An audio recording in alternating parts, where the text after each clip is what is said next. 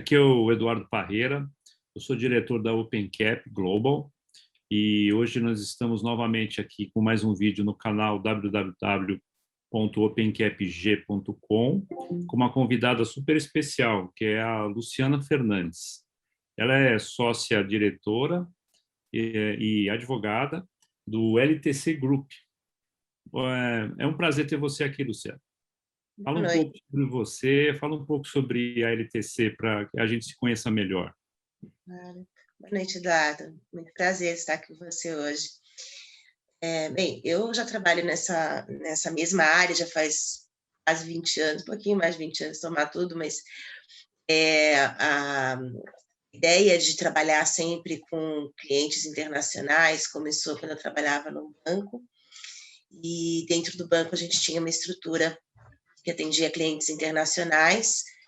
Ali eu, então, comecei nessa área, nunca mais saí. O banco vendeu uma estrutura que eles tinham interna de jurídica para clientes que faziam negócios internacionais, e essa empresa comprou os ativos, então, do banco, né, e a carteira, me convidou a mim e minha equipe a sairmos do banco, montarmos uma estrutura, nos tornarmos independentes, passarmos a atender não somente esse banco para o qual eu trabalhava, como outros bancos também, nesse mercado de internacionalização de negócios e de investimentos. Então, desde então, a gente vem trabalhando ao longo do tempo, né, com os clientes. Aí, hoje, formamos uma carteira bastante interessante de clientes ao longo dos anos, nos dá uma noção do que é, de todos os mercados e cenários que podem acontecer dentro desses mercados, né, quando um cliente está com ativos no exterior e, enfim, vem o tema da sucessão. Uhum.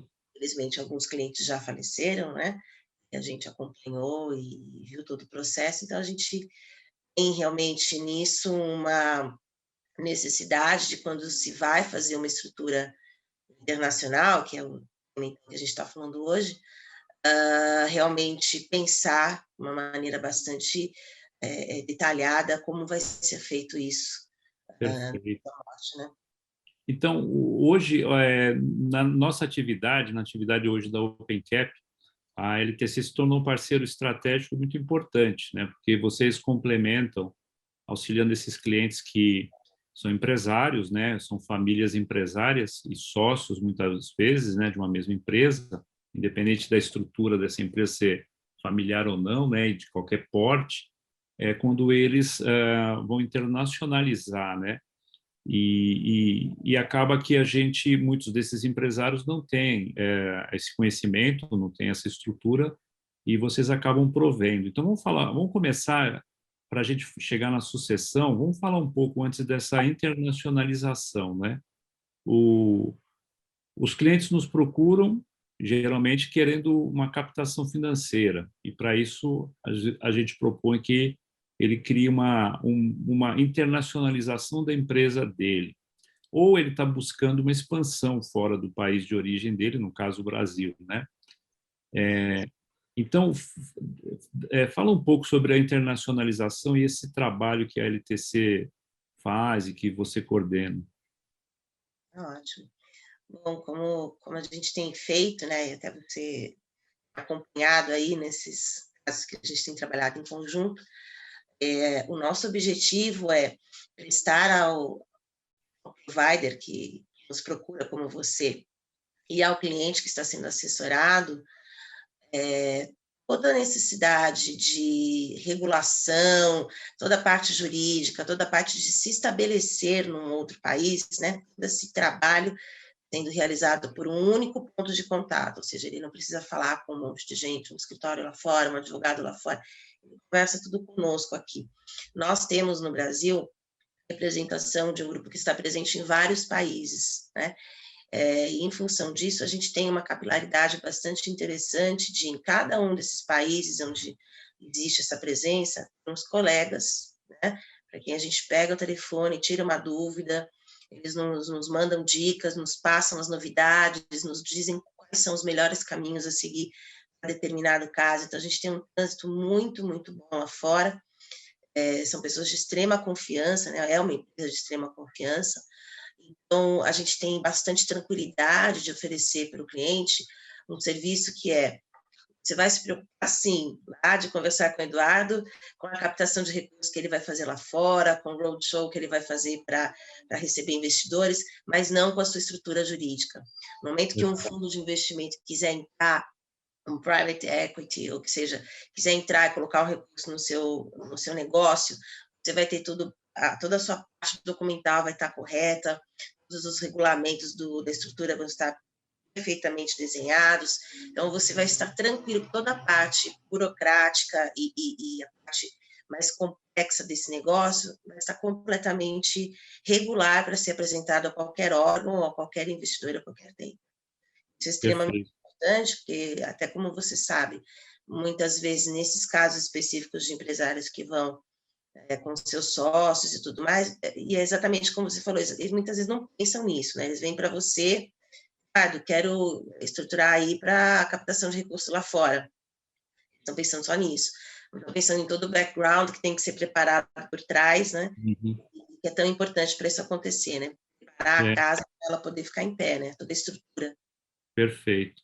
E aí, bom, a gente já teve experiência de trabalhar e de montar algumas estruturas corporativas, né? A estrutura empresarial corporativa para a empresa e para os sócios. Agora tem a estrutura que são dos sócios, a estrutura, vamos chamar assim, podemos chamar de patrimonial, individual. Que nome você costuma usar para identificar a estrutura que não é a da empresa, são as dos sócios ou de suas famílias ou de cada um dos sócios, que aí se pluga com essa estrutura corporativa, que é para a gente já ir começando a caminhar um pouco na direção da sucessão, né? Então, fala um pouco sobre essas estruturas patrimoniais para o pessoal entender a diferença da estrutura corporativa, ou seja, o que é a empresa, e o que é a estrutura, digamos, patrimonial ou aquela holding que ele vai passar a ter, familiar ou não, né? Explica um Sim. pouco sobre isso. A gente costuma chamar essas empresas com essa finalidade mais patrimonial, nesse mercado se chama de Private Investment Company. Exatamente isso, são as empresas que seriam equivalente a uma holding patrimonial, né, que a gente tem aqui no Brasil, tem basicamente a finalidade de acomodar o patrimônio. It's 18 hours. Patrimônio da pessoa física. Então, essa PIC, é através dela que a gente faz todas as estruturas, aí pensa nas estruturas de sucessão para que a organização do patrimônio dos sócios, fundadores, dos negócios, enfim, estejam bem organizados. E seria uma PIC por núcleo familiar, por pessoa? Fala um pouco mais sobre isso, Luciana. Geralmente, num caso desse, como no caso desses clientes que a gente tem trabalhado, que tem sócios, né, estão fazendo um negócio no exterior, o ideal, né, é que cada um desses sócios tenha a sua própria PIC, a própria empresa patrimonial lá fora, para que ele então possa organizar a sua sucessão de uma maneira livre, né? Porque é óbvio que cada um tem uma realidade, cada um tem uma intenção, cada um tem um desejo até do que fazer com o patrimônio, no momento em que esse recurso, por exemplo, que ele, na empresa de negócios, na empresa que ele vai fazer essa alavancagem, for receber recursos, né, for ter lucro e for distribuir esses lucros, então ele fica livre dentro do seu núcleo familiar para destinar da maneira como ele quiser. Idealmente, sim.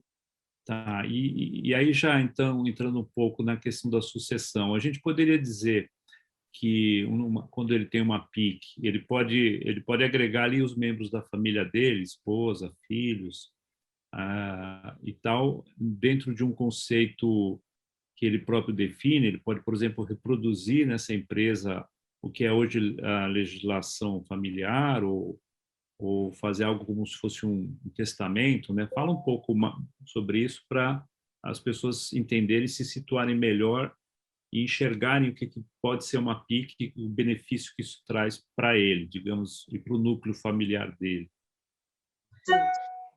Dentro da PIC, tem algumas maneiras de pensar em sucessão, né? Como empresa, ele pode pensar em colocar, como você bem falou, os filhos e esposa, enfim, como sócios da empresa, já deixando contemplado nessa sociedade que, no caso da morte dos sócios, né, qualquer um dos sócios, os outros já recebem as cotas imediatamente, né? Existe uma cláusula que coloca nessas sociedades, quando se emitem as ações, que é in joint tenancy for rights of the survivorship, que permite que isso aconteça, né? Então, a joint tenancy permite que todos os acionistas estejam em conjunto. No momento da morte de um deles, os demais simplesmente recebem as cotas, né, sem precisar fazer nenhum tipo de inventário, nenhum tipo de processo lá fora. Porque o que acontece, quando eu tenho um único acionista na empresa, e esse acionista falece, muito embora ele possa até estar numa jurisdição que talvez não haja uma sucessão, processo em termos de tributação, né? Não tem uma tributação. Ele precisa fazer um processo de inventário para que as cotas dessa companhia cedam para quem são os herdeiros dele, aqui no Brasil, que é o processo que a gente chama de probate. Como no probate, ele tem que provar, o juiz tem que receber uma prova de quem são os herdeiros, né, aqui no Brasil. Isso acaba sendo, muitas vezes, pode ser complicado, porque nem toda sucessão é tranquila, nossa sucessão no Brasil nem sempre é tão simples, né? Isso pode acabar acarretando no congelamento do patrimônio dele lá fora, até que se decida para quem vai essa empresa, para quem vai o patrimônio que está debaixo da empresa, né? Ela pode não ser amigável, né? E além do que muitas vezes esse núcleo familiar pode não ter a habilidade, nunca ter participado disso muito próximo, muito efetivo, ou seja, não saber nem o que fazer, não é mesmo? Exatamente. Pensa nessa situação desses clientes que estão indo para fora fazer uma captação de recursos, e é um negócio operacional, é um negócio de inteligência, que muitas vezes é assim, né? Esses empreendedores, principalmente agora, muitas startups estão indo mesmo para fora buscando recursos, né? E toda a matéria, toda a riqueza é a matéria intelectual deles. Então, se um deles falece, o que é que a empresa vai fazer com um sócio que entra, os filhos que nunca tocaram o negócio, não sabem do que se trata, né? Tem que ser muito bem estruturado também para não afetar a própria empresa principal, lá onde a gente está fazendo a captação de recursos, né? É. Essa confusão toda pode acabar espirrando lá se a gente não se organizar. Bom, a gente quando fala em sucessão, às vezes a gente ouve falar de algumas opções para isso, né? Uma como você já comentou, a própria PIC, né? Seria aí sei lá, um Private Investment Company. Agora, às vezes a gente ouve falar de trust, fundação. Tem vários formatos ou tem alguns que são mais usuais? O que você tem a dizer sobre esses formatos? O que você acha que é melhor e que no caso a LTC trabalha? Então, comentando ainda um pouquinho sobre essa opção do Joint Tenancy for Rights of the Survivorship, ele funciona para algumas situações. Nesse caso específico que a gente comentou desse cliente que eventualmente usa essa PIC para também ter participação numa empresa de negócios ele lá fora, ela tem que ser estudada com muito cuidado. Pode, como você já sabe, o sócio do outro lado, no dia seguinte, ter sócios que ele não queria, né, ou que não entendem nada do negócio, tem que ser estudado. E também tem que ser levado em consideração que, a partir do momento que eu montei a minha empresa lá fora, com os meus filhos e minha esposa, meu marido, enfim, junto comigo, eles são sócios, né? Ainda que o patrimônio seja meu, que eu tenha aportado, eles são meus sócios. Então, para fins da legislação lá local, eventualmente, por exemplo, eu me separei do meu marido, e independentemente de qualquer acerto que a gente tenha aqui no Brasil, ele pode sim ir até lá na jurisdição e dizer, olha, eu sou sócio, tenho metade da empresa, eu quero metade do patrimônio. Isso pode virar uma grande briga, como eu já vi acontecer. Uhum. Tem que tomar bastante cuidado com relação a isso. Por isso que eu não acho eu não digo que essa é uma solução, eu sempre digo que essa é uma alternativa, mas Uhum. tem que ser muito bem trabalhada e estudada caso a caso. As outras opções, elas acabam sendo um pouquinho mais complexas, mas do ponto de vista de estruturação, mas do ponto de vista de solução, elas são muito mais flexíveis. Elas permitem que a gente realmente organize o patrimônio da maneira como a gente quer a sucessão. A gente poderia falar basicamente de duas opções interessantes, para não falar três, mas eu vou falar de duas agora. Uma delas é a fundação, né?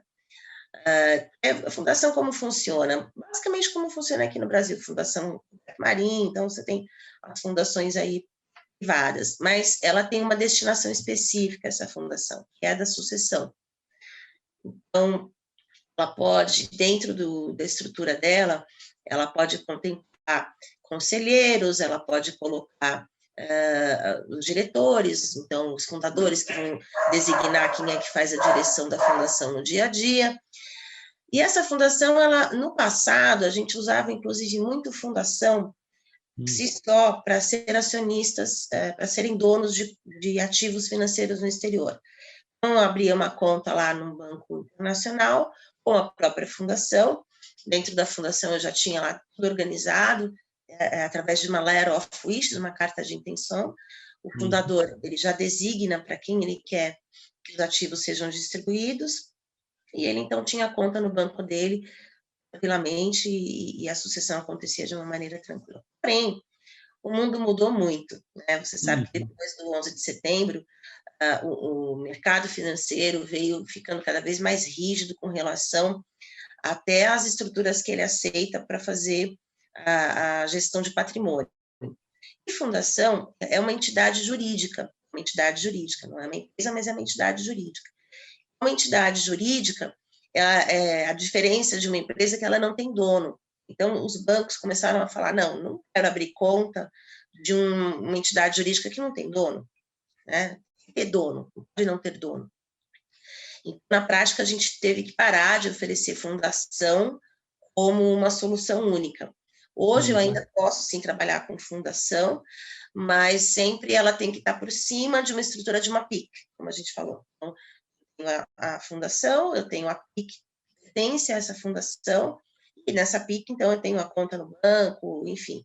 Mas a fundação diretamente como correntista, como investidora de uma conta em banco, a gente já não consegue, é bem difícil.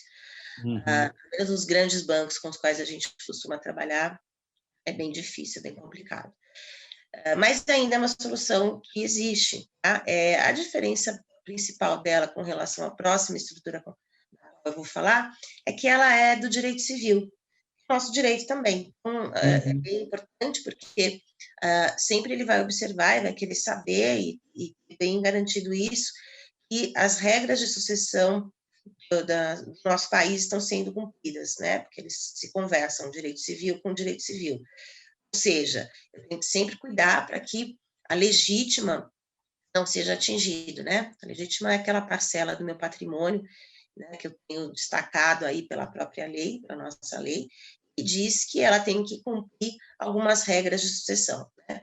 Somente a outra parte do patrimônio, né, que geralmente são 50% do meu patrimônio, eu posso destinar como eu bem quiser, né? Os outros 50% tem que seguir essa linha da legítima. Então, atendendo a esse requisito, a fundação, então, ela pode ser estruturada e pode ser um bom veículo de sucessão, sim. Perfeito. A próxima estrutura, que é também bastante utilizada, já destacando a diferença dela, é que ela é do direito anglo-saxão, do common law, é o trust. Então, como você falou, o trust, ele é uma das estruturas, eu acho que de verdade é a estrutura jurídica que a gente conhece como sucessão mais antiga do mundo, né? Foi criada na Idade Média. Os Nossa, homens não sabia. para as cruzadas, né? Na época das cruzadas, e precisavam deixar o patrimônio, que na época era, sei lá, cavalo, vaca, castelo, essas coisas, precisavam deixar o patrimônio na proteção de alguém de confiança. Daí a palavra trust, que é a estrutura de confiança, né, o contrato de confiança, e o trustee, a pessoa de confiança. Porque naquela época, né, Eduardo, não tinha cartório de registro. Então, você tinha quem era dono desse patrimônio aqui, era quem tinha chegado, invadido, matado sei lá quantas pessoas, e virou dono. Virou dono. Do mesmo jeito que ele tinha o castelo dele lá, com a bandeira lá, com o brasão da família dele, qualquer outro invasor poderia entrar, invadir, colocar a bandeira dele e o castelo não era mais dele. Era assim que funcionava. Porque eles tinham que ter defesa e tudo mais. Então, o que ele fazia? Formava esse instrumento, né, esse trust, esse contrato, né, escritura, e deixava com essa pessoa de confiança, o trustee, dizendo, olha, você agora passa a ser o defensor do meu castelo. Então, se algum invasor tentar invadir, você é quem defende, você é quem tem.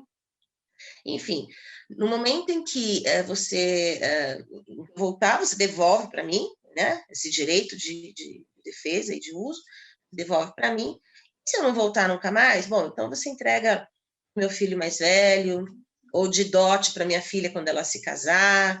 Olha, quer saber, não entrega para mais ninguém, permanece com você, você é quem vai sempre deter o direito de proteção, o direito de propriedade, e eles ficam com o direito de uso, ou seja, eles podem usufruir, podem morar lá, ou porque de repente só eram filhas mulheres, ou porque, enfim, não tinham filhos. Então, o trustee ficava com esse direito de propriedade, né? Porque no anglo-saxão, o direito de propriedade ele é muito mais delimitado do que o nosso direito de propriedade. Então, a gente tem muito mais delimitado o direito de uso do direito de propriedade. São coisas bem distintas, né? Nem sempre eles se confundem. Então, hoje mesmo eu dava um exemplo para um cliente que ele estava comprando um imóvel, achou estranho, um imóvel em Londres, achou estranha a documentação. Aí dizia para ele, não, porque dificilmente em Londres você compra um imóvel do Eduardo. O imóvel é do Eduardo, não. O imóvel é do Trust XPTO, do qual o Eduardo é um dos beneficiários ou é um dos herdeiros ali. Não é do Eduardo, pessoa física. É muito difícil, porque na Inglaterra, enfim, o Trust veio de lá, né? Veio da Inglaterra. Então, inclusive o Trust mais antigo é o Trust da Coroa Britânica, o mais antigo do mundo. Então, os patrimônios das grandes famílias estão todos em trusts, né? Que a gente pode dar o exemplo aqui da rainha, né? Dos filhos dela e dos netos, enfim, independentemente do regime de casamento que eles venham a ter, as esposas não entram, não tem, elas nunca vão herdar um castelo. Não vai acontecer isso. Está tudo dentro de um trust, né?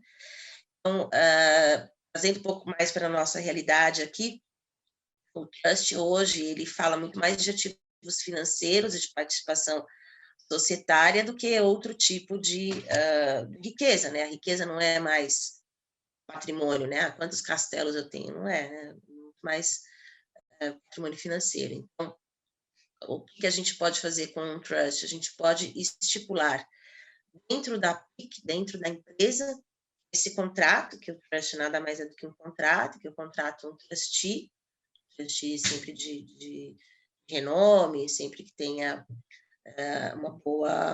um bom histórico, né? E esse trustee, então, vai receber as minhas recomendações para um caso de morte ou para um caso de validez, o que eu quero que aconteça.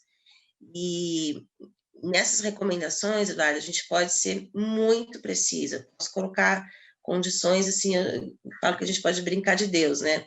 Mas e se, mas e se, mas e se? Todas essas condições a gente pode colocar lá.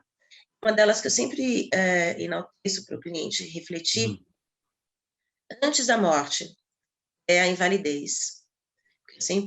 Eu vejo que talvez um dos eventos mais difíceis na vida de uma pessoa seja a invalidez, se ela não se programou, né? Porque pode acontecer de que quem vai começar a gerir o meu patrimônio no momento de invalidez não vai necessariamente cuidar como eu gostaria que cuidasse, fazer o que eu gostaria que fizesse, dar o destino que eu gostaria, né? Então, e eu não posso me manifestar mais. Então, mais complicado ainda, talvez, do que morte. Morte, pelo menos, eu não estou mais aqui, o que fizerem não vai me afetar tanto. Mas, enquanto você permanece aqui, nessa situação de invalidez, é bastante complexo. Então, o trust, ele me dá essa possibilidade de detalhar a maneira como eu quero que a minha sucessão aconteça. Olha, Só quero que o patrimônio seja transferido aos herdeiros quando eles completem a maioridade, ou quando eles se casarem, ou da mesma maneira como na história do castelo, ou, olha, quer saber, eles não têm condições de herdar, eles vão dilapidar meu patrimônio no primeiro ano, então mantenha o trust organizado, esse patrimônio, até que eles trabalhem, tenham as próprias rendas. Isso aconteceu, já estou dando exemplo de caso real. Um cliente colocou, olha, meu filho não é muito de trabalhar, se ele herdar meu patrimônio, ele vai, isso, daqui a pouco está pedindo dinheiro emprestado. Então, vamos fazer o seguinte, vai receber, sim, os juros, né, ao ano, porque o patrimônio render de juros ele vai receber. Nada mais além disso. Depois, quando ele começar a trabalhar, a partir do momento que ele começar a formar o patrimônio, aí sim ele tem direito a receber o principal. Então, acaba sendo uma proteção para a própria pessoa, né, para o próprio herdeiro. Sim, sim, tem vários casos, a gente conhece também, a gente assessora famílias por aí, mundo afora e brasileiras, né, que alguns dos herdeiros, outros membros já passaram por 2, 3 casamentos, filhos, ex-esposas, e isso vai gerando, mesmo que tenha sido amigável a separação, isso vai gerando, né, questões, né, que uma vez o trust bem constituído, ele evita muita coisa. Aí o que muitas vezes o cliente me pergunta é se isso é caro, se isso é demorado, se isso pode alterar, se uma vez feito nem ele mexe mais. Então são dúvidas que você já deve ter ouvido também, né? Quais são as principais perguntas ou dúvidas que às vezes te fazem e que orientação você pode dar para o pessoal que está interessado ficar mais à vontade com relação a constituir um trust com vocês, por exemplo? Assim, olha, a primeira coisa que é importante falar é a desmistificação do trust, né? Uhum. Infelizmente, o trust ele foi se desvirtuando ao longo de muitos anos. Quando o mercado financeiro não se preocupava muito com a origem dos recursos ou com a declaração dos recursos, né? Então, o que aconteceu ao longo de muitos anos foi que o trust foi sendo utilizado não para sucessão. A sucessão, às vezes, era uma consequência da estruturação, mas sim para omitir um patrimônio. Uhum. Né? É um patrimônio ilícito, um patrimônio que eu recebi aí de uma propina, então eu vou colocar dentro de um trust. E aí, o que aconteceu? Acabou ficando até com uma má reputação em alguns lugares. Por exemplo, aqui no Brasil, a gente teve aí eventos, né, de políticos, de pessoas que usaram a estrutura de trust para se proteger, né, para colocar uma capa dizendo que aquilo não era dele, né, sabendo que é dele, ele dizendo que não é dele. Isso, então, o que acontece muitas vezes quando a gente vai falar de trust para um cliente que está começando a conhecer esse mercado, fala, mas isso não é ilícito? Isso não é errado? Assim, então, na verdade, é bom explicar que não é errado, não é ilícito, existe uma legislação datada da Idade Média que fala disso, né? É muito sólida, é a estrutura mais sólida que tem no mundo, observados os requisitos de legalidade. Desde que a gente Exato. observe os requisitos de legalidade, ou seja, origem lícita, patrimônio declarado, não tem nada que se questionar, não há problema algum. Imagina você que até essa questão de proteção, a partir do momento que você tiver todos esses requisitos no momento da contratação do trust, bem determinados, bem definidos, dependendo do modelo de trust que eu faça, eu já explico logo mais, eu posso realmente proteger o meu patrimônio até de futuras brigas judiciais. Né? Então, eu me lembro de um caso de um cliente que tinha um patrimônio lá no Nordeste, e aí esse patrimônio estava sendo chamado a responder para uma lide lá que eles tinham, a família tinha.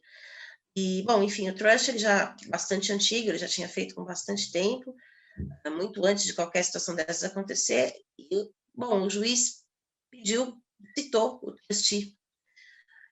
Mesmo o trustee não, obviamente, não reside no Brasil, porque não existe essa legislação no Brasil, o trustee veio, respondeu ao processo, ele veio responder, fez questão de vir responder.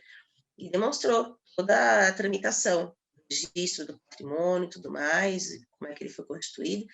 E aí o juiz realmente entendeu, não fazia mais parte e retirou. Então, entrou-se embargo de terceiros e o juiz realmente retirou o patrimônio. Foi transferido na legalidade, né? Não foi feita nenhuma... e o trustee, ele tem esse papel de defender o patrimônio, desde que não tenha nenhuma ilegalidade. Perfeito. Então, essa é a primeira coisa que a gente precisa explicar para um cliente, quando ele questiona sobre trust, ou quando nós vamos falar a respeito, é que não há nada de ilegal, é totalmente legal. Quando a gente vai constituir um trust lá fora, para você ter uma noção, o trustee, a primeira coisa que ele quer saber, qual é a origem dos recursos, então a gente tem que demonstrar, de fato, eu fui a pessoa que produziu aquele patrimônio de acordo com o meu trabalho, ou recebi de herança, porque meu pai é um empresário, mas enfim, tem uma origem, e também que ele está declarado no meu imposto de renda. O trustee não quer mais saber de ter que responder na justiça, de ter... Então, assim, é tudo muito, muito sério, né? Um instituto muito sério mesmo. E o trustee responde com seus próprios bens pessoais, caso ele haja de uma maneira não idônea. Então, isso é bastante preocupante. As outras perguntas que se fazem exatamente são em torno dessas que você fez. Mas é muito caro? Não, não é. Já foi muito caro mesmo. E eu acho que até tinha a ver com essa questão de se usar sempre para pensar em não aparecer, não quero aparecer, quero realmente esconder uma coisa errada que eu fiz. Quando você está escondendo uma coisa errada, né, Eduardo, você paga a qualquer preço, não é mesmo? Então, não é o caso. Na verdade, não é caro. Cada jurisdição, cada país acaba tendo um custo operacional ou custos de registro diferenciados, mas em linhas gerais não é nada absurdo, não.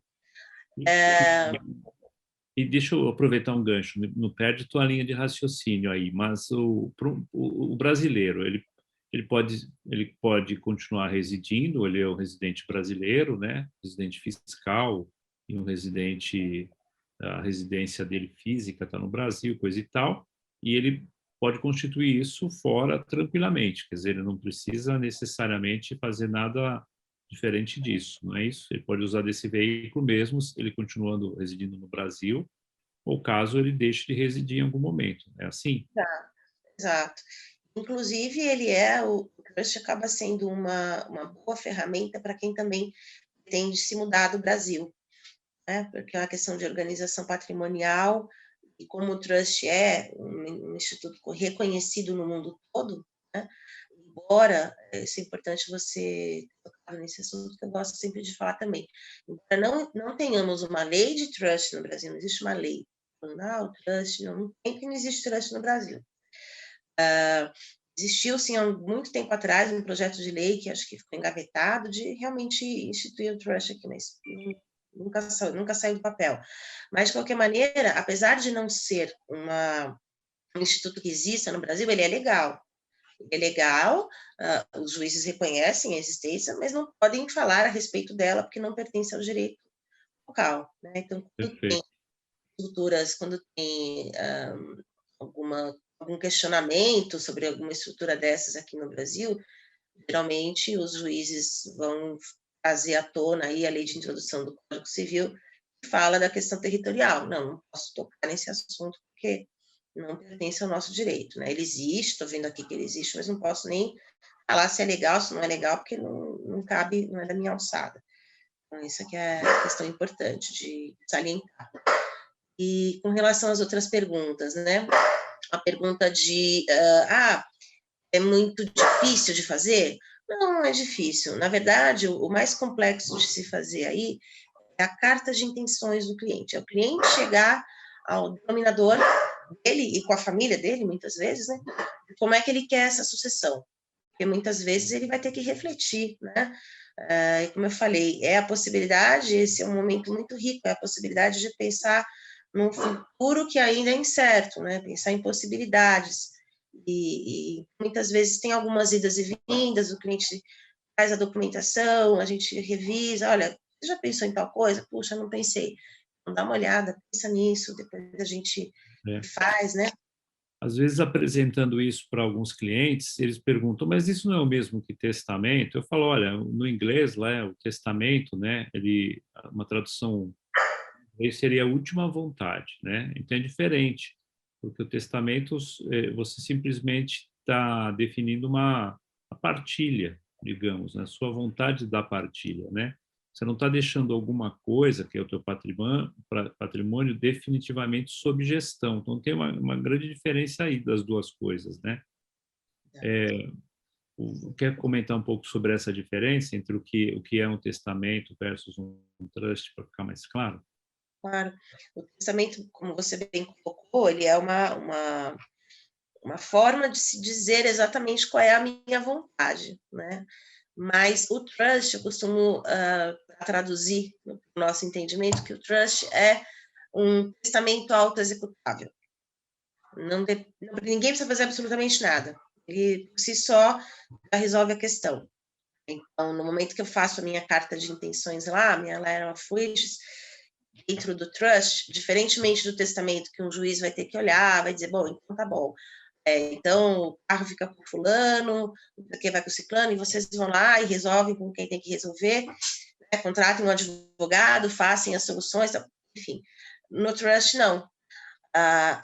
Tudo isso é autoexecutável. Então, o próprio trustee, se for um carro, vai transferir o carro para o filho, vai transferir as cotas da empresa para o outro, vai transferir o dinheiro para o outro. Então, ele por si só já se resolve e não preciso, essa que é a coisa boa, não preciso passar por nenhum juiz. Não preciso contratar advogado na jurisdição, esperar inventário, não preciso nada. Basta eu apresentar o atestado de óbito com a tradução juramentada para o inglês e o trustee vai fazer todo o processo de sucessão imediatamente. Outra coisa que às vezes me perguntam e tem dúvida é assim, ok, eu tenho algum patrimônio que eu considero de baixa mutação, né, imobilizado, vamos chamar assim, mas eu tenho uma parte do meu patrimônio que ela tem uma certa rotatividade, ativos, né? Posso ter no meu patrimônio ações, eu posso ter no meu patrimônio ações da minha própria empresa, né? Essas ações podem ser já de uma empresa de capital fechado ou aberto, tal. Então, essa questão da mutação patrimonial, né? Como é que o trustee, eu acho que é algo interessante também para tirar dúvida, né? O trustee considera isso, como é que ele se atualiza desse patrimônio que geralmente ele é mutável, ele pode também estar crescendo, né, de um ano para o outro. Sim, geralmente o trustee pede que seja feito o balanço dessa empresa e ele receba, então, uma cópia desse statement todos os anos, justamente para estar atualizado sobre o que está acontecendo em termos de patrimônio, né? É importante acho que também é importante falar, porque às vezes as pessoas não sabem, mas o trust, eu posso estabelecer um trust discricionário ou não discricionário, revogável e não revogável. Então, dentro dessas possibilidades aí de trust, é importante, acho que, falar. No discricionário, eu deixo ao trustee a possibilidade de que ele, se necessário for, tenha algum tipo de ingerência em toda a gestão, né? No não discricionário, eu não dou essa ingerência para ele. Já eu explico o porquê de cada coisa.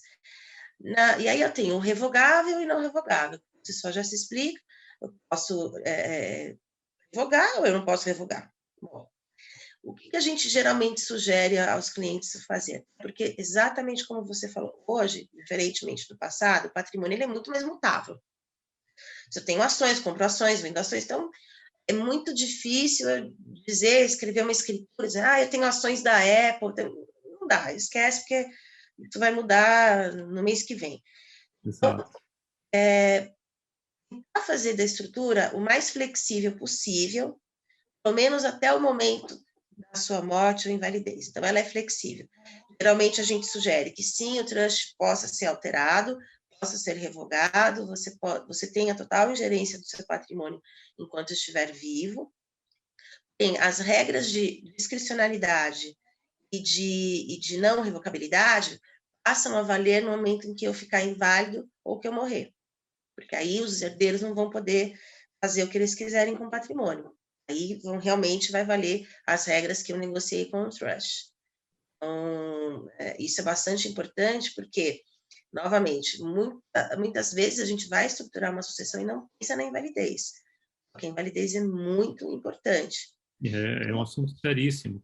Eu li recentemente, eu acho que foi ontem, hoje, uma matéria de um periódico chamado Outdoor. Né? Um jornalista ele escreveu um livro e foi fazer um tour, uma pesquisa para o livro dele no Butão, considerado um dos países de maior felicidade do mundo, né? E ele comentava que no Butão, diferente dos Estados Unidos, esse autor é americano, né? E eu acho que também nos Estados Unidos, como no Brasil, as pessoas não comentam sobre a morte, não falam da invalidez, não querem. É como se afastassem essa ideia, esse tema, né? Porque é um tema desagradável. Não quero pensar nisso, né? Deixa para amanhã, né? E ele conclui o artigo dele dizendo assim: bom, isso pode te acontecer a qualquer momento. E ele dava lá um exemplo, tal, né? Interessante o artigo, tá? É recente, tem gratuitamente, acho que na internet, não autor. E eu sinto isso. Não sei qual é a tua sensação quando conversa com clientes. Mas quando você fala com clientes mais de outras culturas, eles, ao contrário, te procuram com essa preocupação, tranquilamente, querendo tratar desses assuntos que você falou. Olha, validez é muito importante, pode acontecer, eu não quero deixar ninguém, nem a mim mesmo, né, ser pego de surpresa. E, posterior a isso, eu também não quero que ninguém dos meus entes queridos aqui tenha que se preocupar. Né? Então, as pessoas se antecipam a isso com muita naturalidade, né? E eu sinto que na cultura brasileira às vezes existe esse afastamento, né? Mesmo eu conversava uma vez com uma amiga que vendia seguros. Ele falou assim: olha, o mais difícil, né, é que as pessoas não querem fazer faz seguro de carro, faz seguro de qualquer outra coisa, É verdade. né? E não faz seguro de vida. Quer dizer, é muito mais provável que a pessoa morra um dia do que a pessoa bata no carro até, né? Não é estatisticamente, não é disso que eu estou falando de probabilidade. Uma coisa certa vai acontecer, a outra pode nunca acontecer. Você faz seguro de casa, sua casa é mais improvável que ela pegue incêndio, pegue fogo, do que tal. E as pessoas não veem isso com essa mesma naturalidade. Eu sou um fã de trust, eu gosto de todas as estruturas, eu acho que você tem uma estrutura empresarial, uma PIC, ou você tem uma fundação, que é uma coisa pontual hoje em dia, para alguns casos funciona bem, né? Até as fundações panamenhas, eu acho que são estruturas bem interessantes para se considerar e tal, mas eu acho que o trust é ainda imbatível, é uma ela é a mais antiga que você colocou e ao mesmo tempo a Aí, mais atual, a mais simples, né? é. E, Engraçado e, que, pelo que você comentou, até te dando um gancho aí, porque muitas vezes o cliente fala assim: não, mas se eu morrer, eu falo, meu Deus, mas não é se morrer, né? é quando, Quando? né? É, é quando, exatamente. O Mas é brasileiro, de modo geral, cultural. essa reticência de falar de morte, né? De invalidez. Não estou pensando nisso agora. É. Exatamente o que você falou. Há clientes, por exemplo, no caso que a gente está cuidando agora, recente, alemão, que mora no Brasil, ele procurou a gente para fazer. A gente não falou nada, não ofereceu. Ele que veio, por livre espontânea vontade, falou: eu quero fazer uma estrutura assim. Já pensando, já com tudo desenhado, inclusive, e aí ele me conta que o pai dele também deixou para ele tudo desenhado, tudo bem organizado. Ele falou: quero deixar igual meu pai deixou para mim, tudo bem organizado, né? E é exatamente o que você falou: o brasileiro, de um modo geral, não tem essa questão do planejamento. Não sei se talvez É. porque a gente já passou por tantas crises que planejar alguma coisa aqui era difícil, né? Um dia você tinha patrimônio, no outro dia não tinha, né? Mas o que eu concordo, e o que eu digo para os clientes é assim: quando você tem um certo ambiente ou jurisdição, onde o planejamento é complexo e o risco é alto, você tem dupla motivação para buscar É, jurisdições onde o planejamento pode ser mais tranquilo e o risco é menor. Então, Isso devia ser um impulsionador, um motivador para você buscar soluções fora, né? Antigamente, eu diria, era mais complexo. Hoje em dia, com a internet, um mundo tão globalizado, e outra, com empresas que antes a gente só tinha acesso se viajasse para fora, falasse outra língua. Hoje, Relação inglês, né? hoje você tem acesso a uma LTC, a uma OpenCap, falando português, e duas empresas que atuam global, né? Atuam o mundo, né? Você não está mais restrito a ter que falar um idioma para resolver todas essas questões. Você fala em português com alguém da tua equipe, da minha equipe, e pronto, né? Então, não é mais tão complexo como antigamente. E também não é tão caro. E aí, Tá. voltando na questão do caro e de preço, né? Os clientes me perguntam se existe um valor mínimo, porque aí eu brinco, né? Às vezes tem cliente que tem síndrome de vira-lata. Ele foi, cresceu, ele já foi um dia um filhote, a empresa dele começou do nada, ele tal, ele cresceu. Hoje ele é um cachorro de raça ali, campeão, mas ele ainda acha que aquilo não é para ele, sabe? Não sei se você sente e encontra esse É. tipo de coisa. Ah, mas Ainda será assim, que isso é para eu mim? tenho pouco dinheiro. Não, mas eu tenho pouco, coisa e tal. Então, às vezes o que eles perguntam é assim, mas isso é para mim? Isso, que tamanho mínimo tem que ser? Quanto tem que ter? O que que você responde para esse tipo de... O que que você tem a dizer, ou sugestão para quebrar um pouco também essa mentalidade, né? De se isso é para mim, né? É, eu acho que assim, tem algumas questões aí, né? A gente pode fazer uma conta do valor da estrutura versus o patrimônio que ele tem para colocar lá fora, né? E aí ver se faz sentido. Quanto que eu posso gastar por ano para manter uma estrutura dessas, né? A gente já fez essa conta algumas vezes, e para eu ter uma estrutura simples lá fora, eu falo que assim, olha, US$ 500.000 é razoável para a gente fazer estrutura, montar.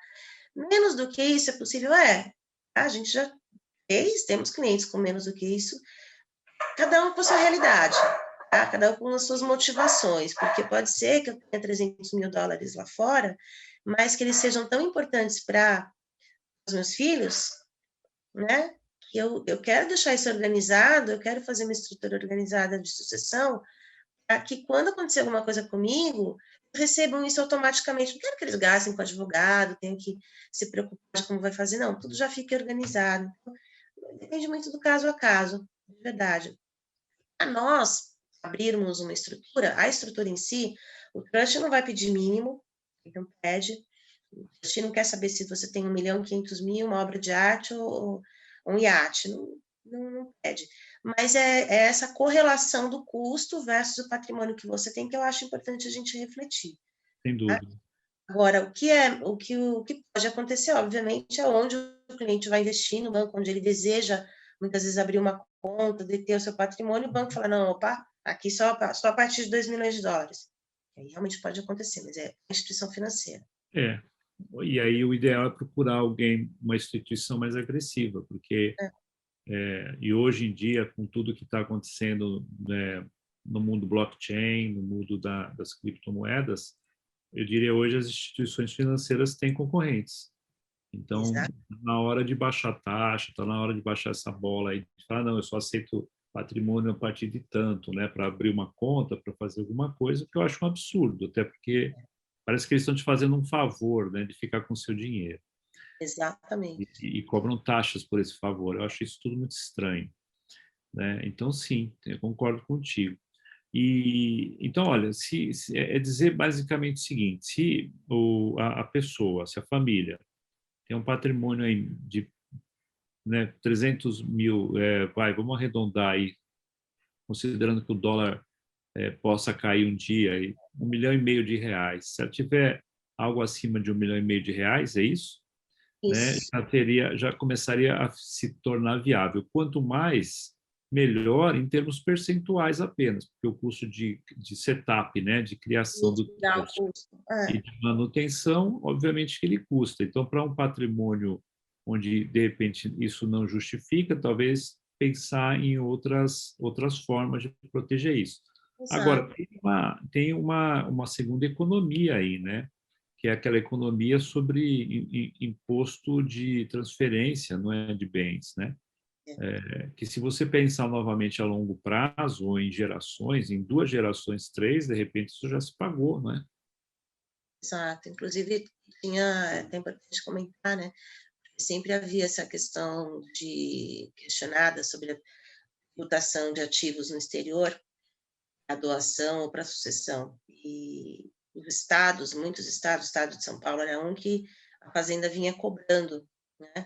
Então, quando eu colocava lá no meu imposto de renda que tinha recebido um recurso do exterior, por herança ou por doação, a fazenda vinha e me cobrava.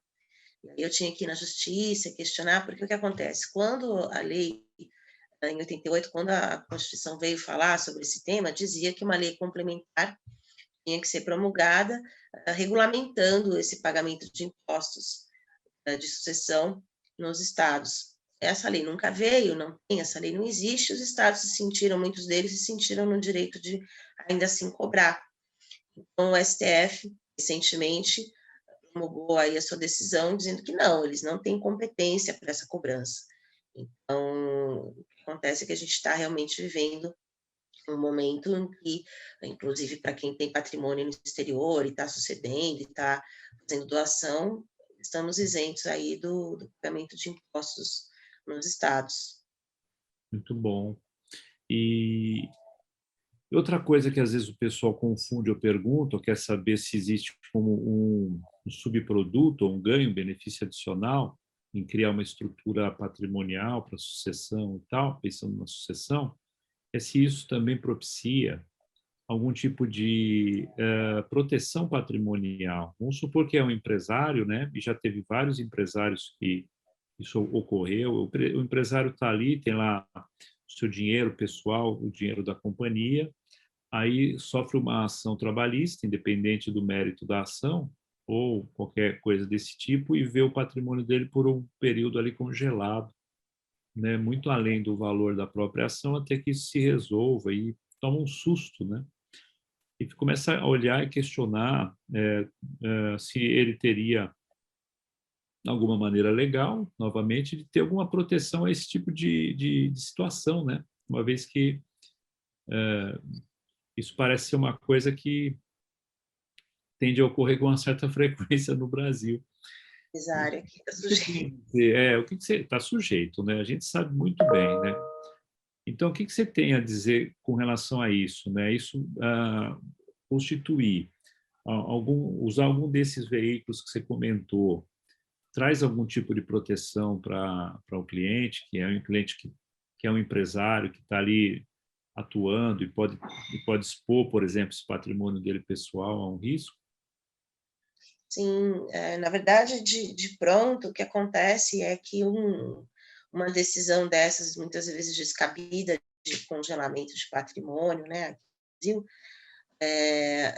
qualquer juiz que faça isso aqui, ele não tem, do mesmo jeito daquele exemplo que ele aqui não consegue decidir sobre trust, ele também não pode mandar uma carta rogatória, sei lá, para um juiz lá fora decidindo bloquear um patrimônio lá fora. Então, isso não é possível, não é possível simplesmente pedir o bloqueio de um patrimônio lá fora. Só o fato do cliente ter uma parte do seu patrimônio no exterior já mitiga esse risco, né? Porque ele fica com o patrimônio dele aqui congelado, mas lá ele pode movimentar, fazer o que for necessário para subsistir, né? A gente sabe que muitas vezes acontece isso, bloqueia esse patrimônio todo e eu não tenho como pagar as minhas contas amanhã. Até que, enfim, diga que está com excesso, etc., né? Tudo isso aconteça. Ele já se protege de pronto nesse sentido. Se de fato houver algum questionamento, eu de verdade nunca vi acontecer de um processo trabalhista parar em algum tribunal lá fora. É muito difícil, porque eu vou ter que discutir uma lei sobre um patrimônio que está lá fora, de um contato com uma pessoa jurídica aqui distinta da pessoa lá de fora, de um recurso que não tem nada a ver com isso. Então, assim, as chances dessa ação ter algum resultado é pífia. E, de verdade, o custo para se conseguir sabe, sei lá, contratar um advogado lá fora, entrar com ação que é totalmente descabida, quer dizer, então, realmente eu nunca vi isso acontecer, né? Nunca vi isso acontecer. Óbvio que se o cliente tiver já o patrimônio dele tomado por uma questão de bloqueio aqui de processo, enfim, ele nem sequer consegue fazer o câmbio, né? Ele nem consegue mandar para o exterior, então aí já não tem muito o que fazer, né? Sem dúvida, né? Novamente, isso é algo que pode ser minimizado da mesma maneira que a justiça se move quando provocada. Isso tem que ser minimizado com a pessoa tomando precauções e tomando as atitudes preventivamente, e não quando alguma coisa, infelizmente, já ocorreu. Aí é o que eu falo, aí é tarde, aí o tipo de advogado e o tipo de profissional que você precisa e a assessoria é outra agora. Chegou tarde, né? Então, Exato. é isso. Eu acho que tem algum assunto que você gostaria de, de, de deixar, alguma dica, ou alguma maneira do pessoal te procurar para aprofundar isso, para entender melhor? Você quer deixar um contato seu, da sua empresa? Claro, posso deixar sim. Se alguém tiver alguma dúvida, independentemente de qualquer situação, com relação a investimentos no exterior e as estruturas jurídicas, podem entrar em contato conosco. O meu telefone meu celular direto, que nós falamos hoje via WhatsApp direto, é o 11 98427 6081. Meu e-mail, luciana.fernandes, com Z, @ltcgroup.com.br. Fico à disposição para esclarecer qualquer dúvida. Muito bom. Bom, queria agradecer muito aí sabe, você compartilhar um pouco conosco todo esse conhecimento, né? E convidar todo mundo que quiser saber mais sobre isso, ou ver alguns vídeos. Tem outras colegas suas que já nos ajudaram muito com expertise nessas estruturações também. Então, esses vídeos estão disponíveis no nosso canal, que é o www.opencapg.com. E deixar aqui um convite, porque tem muito mais assunto. Eu sei que você tem muitas outras especializações aí, para você estar aqui com a gente novamente, Luciano. Vai ser um prazer e eu quero parabenizar aqui a OpenCap por essa iniciativa, muito bacana. Legal. Então é isso, gente. Muito obrigado. Até a próxima. Obrigada.